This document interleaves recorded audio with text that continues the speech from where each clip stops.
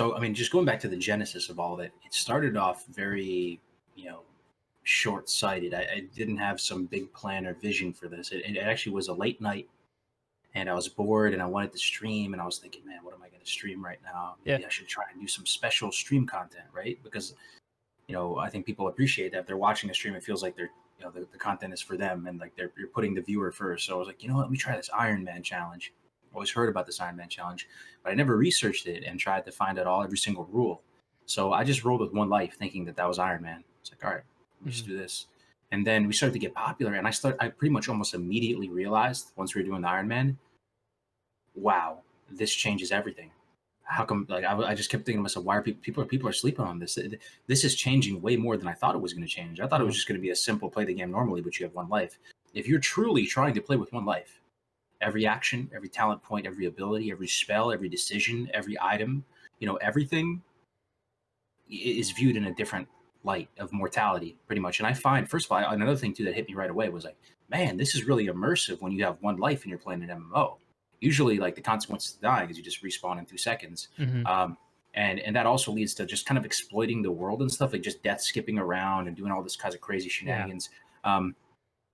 You know, interacting with the world with one life, it puts the fear back in your belly, back, you know, respecting the open world. Like you care about the mobs again, you care about their power level again, and you really have to kind of apply yourself and play with a certain level of finesse and respect, or else you're just going to die and throw it all away and all your slash plate is gone. So it was kind of this thing that just unfolded organically in front of my eyes. And then the Iron Man people came in and they're like, yo, you can't be calling it Iron Man. Iron Man's been around forever. Iron Man can only use white items. You cannot use any talents, no potions. That's Iron Man. What you're doing is not Iron Man. Oh my God. And so I was like, okay.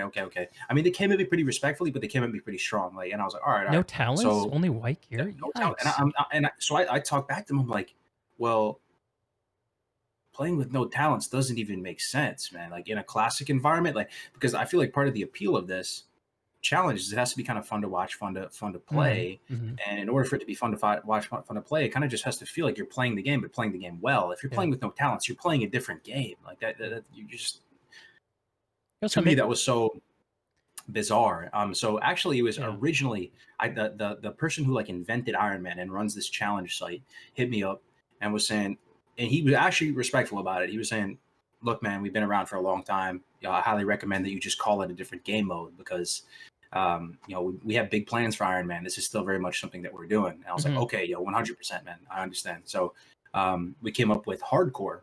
And that was pretty much just taking a page out of Diablo because Diablo has Hardcore.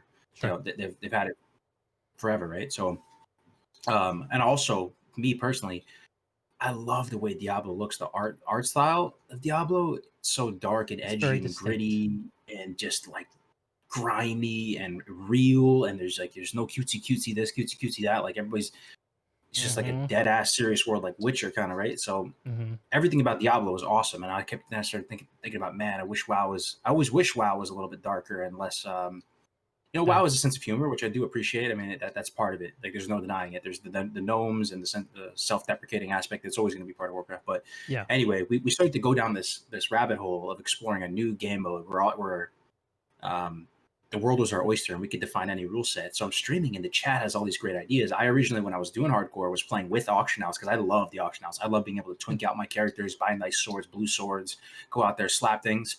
And they're like, the auction house, it's taken a huge portion of the game out. You got to play with no auction house. And I was resistant to that at first. But then the next huge piece of Hardcore fell into place, which is the solo self-found gear rule. Because this is what we always say.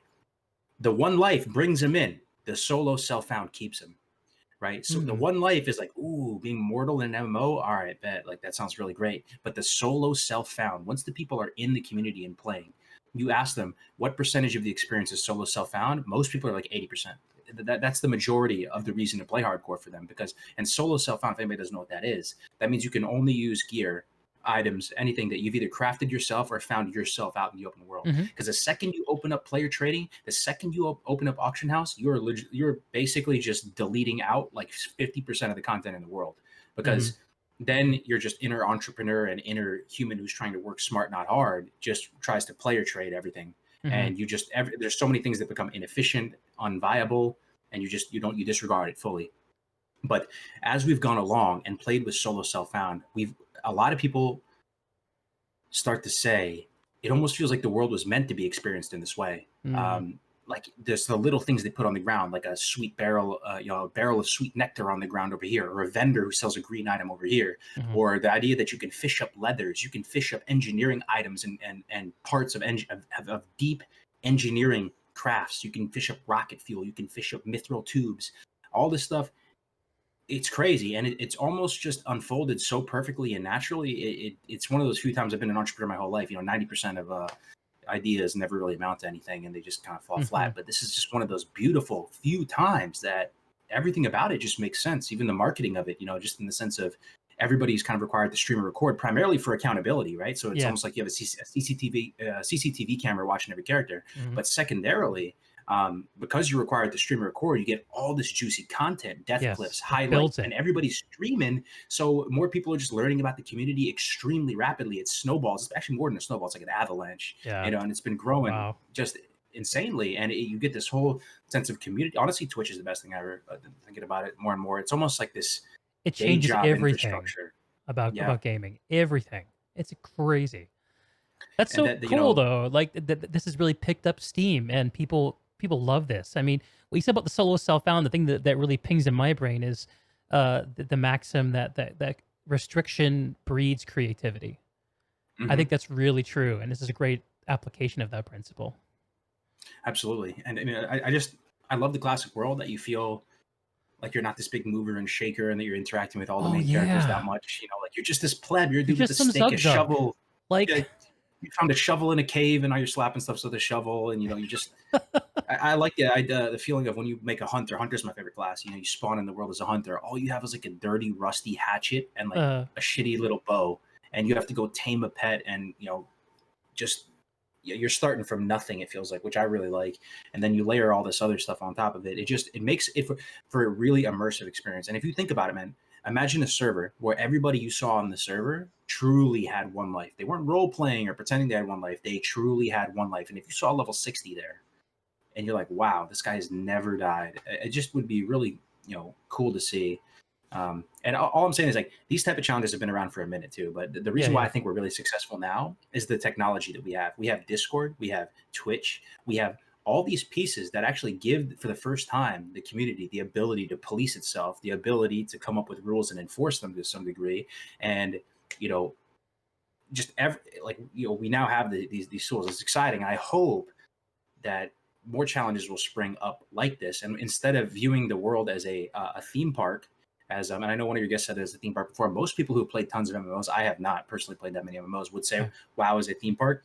For me, because I have no experience, not that much experience with other MMOs, to me, it's very sandboxy. I like how you have this beautiful world, these vendor Mhm. items, all these cool things, and you can make your own rule sets and challenges within this and treat it like a sandbox. And all the issues that people have with classic world buffs, what are the other main issues? PvP system is broken, Yeah. raids are too easy. Yeah. Sure, only if you're taking everything at face value. But if you treat it like a sandbox and you go, okay, here's just a big blank canvas. Here's a blank canvas. We can do what we want and make this as challenging as we want with this blank canvas. Okay, so of course the bosses will fall over, right? Of course, getting to rank 14 is a big grind, but you can make your own custom rule sets and treat it like a sandbox. And the world is beautiful. The Mhm. music is beautiful. The art is beautiful. Mhm. Just the craftsmanship that went into the quest, the items. It's a beautiful world, and there's infinite possibilities. If you're